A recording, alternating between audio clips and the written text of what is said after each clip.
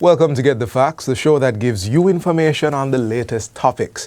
Among the number of observances we have in November, diabetes is one of them. This is where stakeholders help to raise awareness about the disease. And for this year, the focus is prevention. Here to help raise our consciousness about the disease is endocrinologist Professor Errol Morrison. Now, he has spearheaded major research and developmental activities related to diabetes care and management, and he has also co-founded the Diabetes Association of Jamaica. Professor Morrison, welcome. Thank you. All right, let's jump right into getting some facts about diabetes. Everybody knows the word diabetes, but if you were to choose one thing, the most important thing, the first thing that people should know about diabetes, what would that be? It is that condition that makes you feel weak, not quite right in the body. It might not have any major dramatic, presentations. But one of the more common things is that they find themselves needing more time off from work, or the eyes getting dark. They want to go to the eye specialist. Okay, these are some, and it's the eye specialist who will pick up signs of problems within the eyes and then send you for the check, and it comes up. Or again, those who are doing life insurance policies and have to do their health checks, it is sometimes during that routine testing that it comes up. But the point is, diabetes is one of these silent conditions. You can have it and you don't know. It doesn't shout. So, you have to be aware that it is common, and common things are common. Common things are common. So you need to check regularly. Yeah, I want to underline that first thing you mentioned. You mentioned that lethargy, right? Yes. That's a real symptom of diabetes. Not feeling quite right. To put it in the average term of how someone with diabetes will describe it, he says, "Doc, I'm not firing on all cylinders." Okay. So it's just not quite right. And so that kind of ill feeling, which we call in the medical circles malaise. Malaise, yes. It should be a trigger.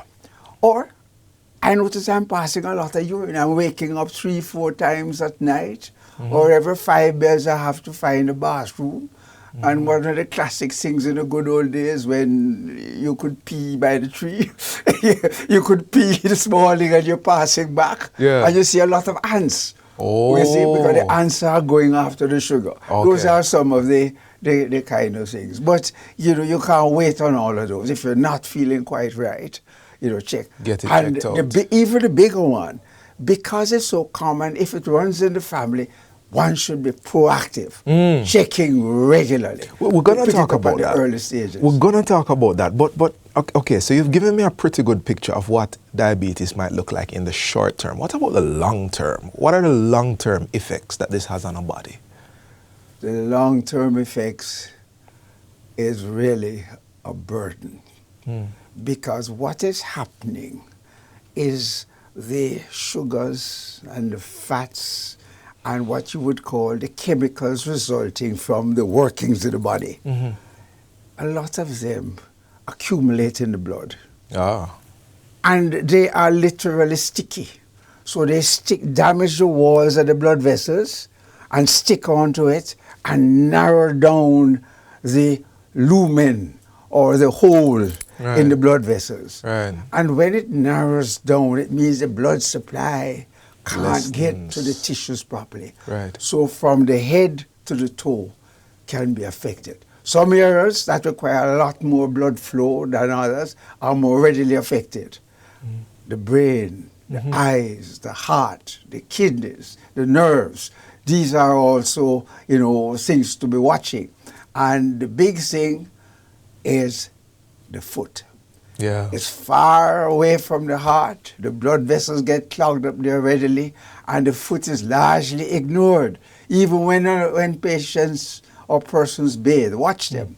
They'll, soap up everywhere wet down. When they get to the feet, it's real quick. And when they're drying, they do the same. So they don't really pay attention to the feet. And that is where a lot of telltale signs begin.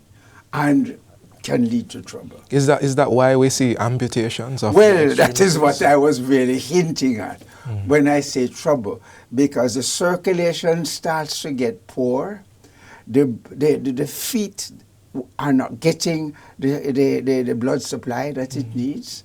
They start to get irritant, okay? The nerves literally cry out because they're not getting and you begin to get the complaints of numbness, right, tingling in the toes, pins and needles. Okay. Doc, I'm not sure where my foot is. You know, things like that. Or they may come and you see a little pin stuck in their feet and they don't know. Right. You know, things like these is a sort of symptom and signs that you will begin to recognize that here the disease is advanced. Yeah. But Prof, if I can just come in here, we're going to a break shortly, but real quick. So these are symptoms that we may see. When they come, when someone suffering from diabetes comes into the office, how is a diagnosis done? What do we do? Sugar. Blood sugar. Blood sugar.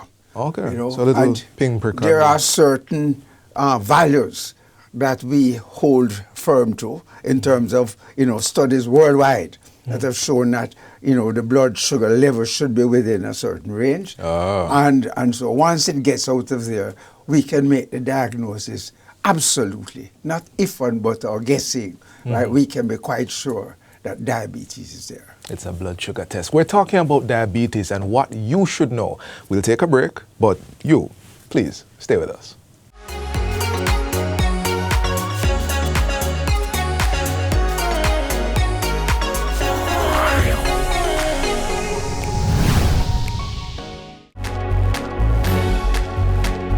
Know your numbers and control the keys to a healthier heart. Know the numbers for your blood pressure, cholesterol level, blood glucose level, and your weight and body mass index.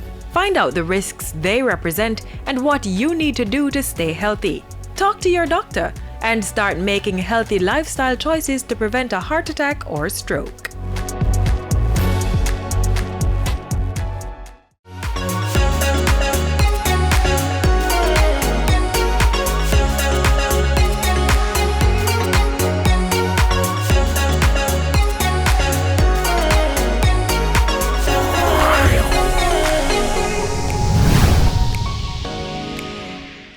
Welcome back. We're talking with endocrinologist Professor Errol Morrison about diabetes.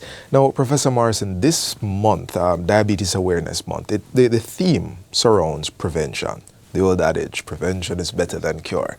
What can someone do to prevent diabetes? I usually start my response to a question like that in a flippant way. Okay. First, you must select your parents. Oh, okay.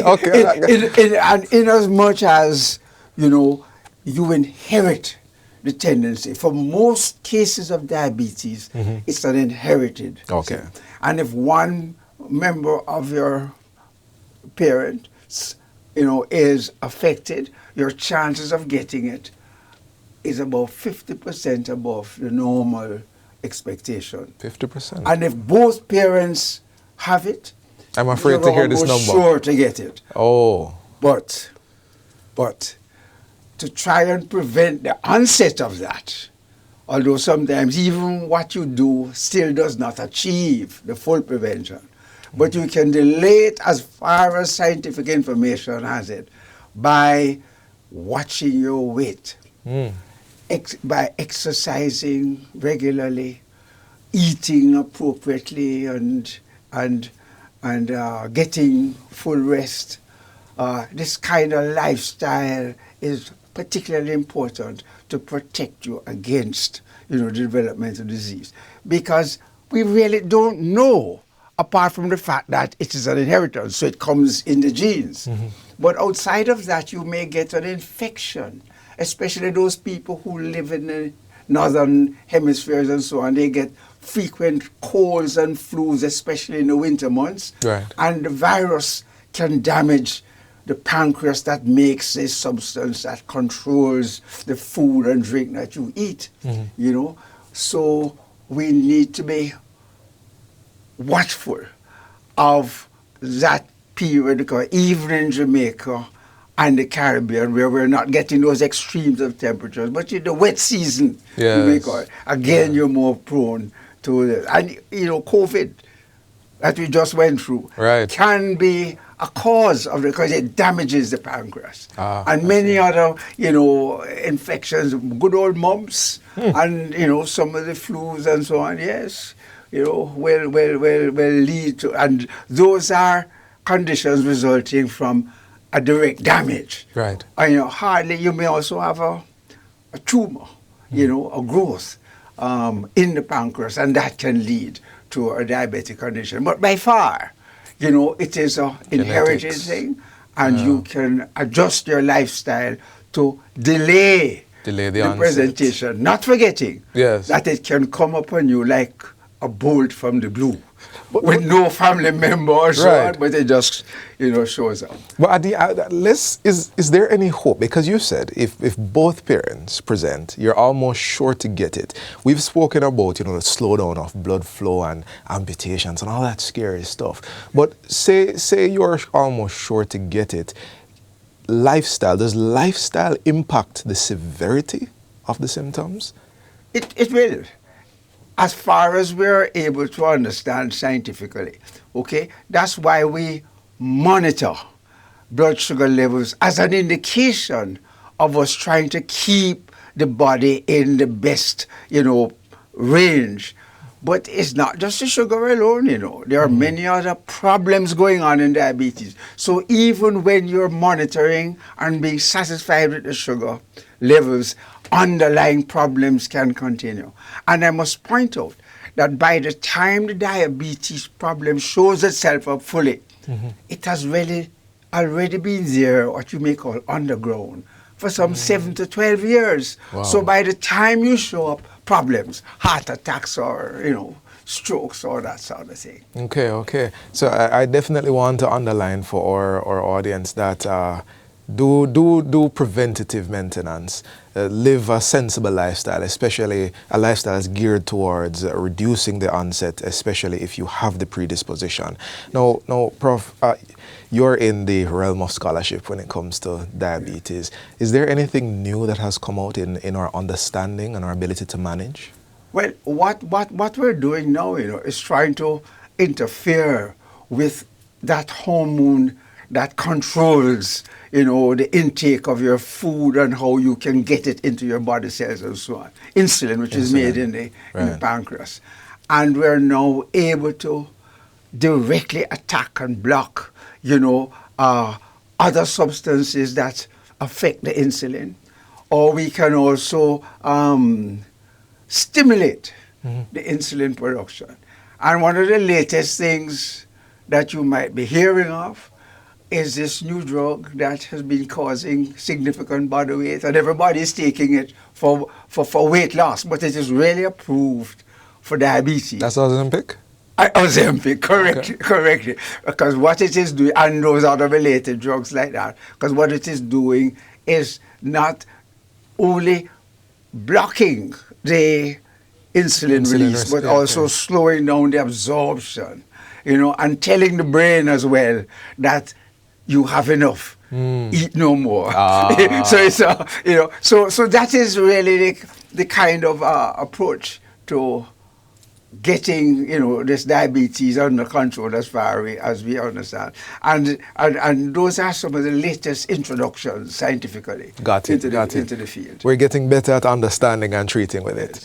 All right, Prof. We're in the last few seconds of the interview, and there are people watching who need to hear what you think is most important for them to know. For this chronic disease and related ones as well, protect yourself by eating less, small amounts, more regularly through the day. Exercise more, walk, swim, skip, sleep. Try for your 8 hours every day. And above all, be happy. Laugh frequently. Be happy, laugh frequently. If I could get a prescription for that. Professor Morrison, thank you for joining us. And this has been Get the Facts. We've been speaking about diabetes. And I do hope that you have gotten something very interesting from our program today, and have a productive week. See you next time.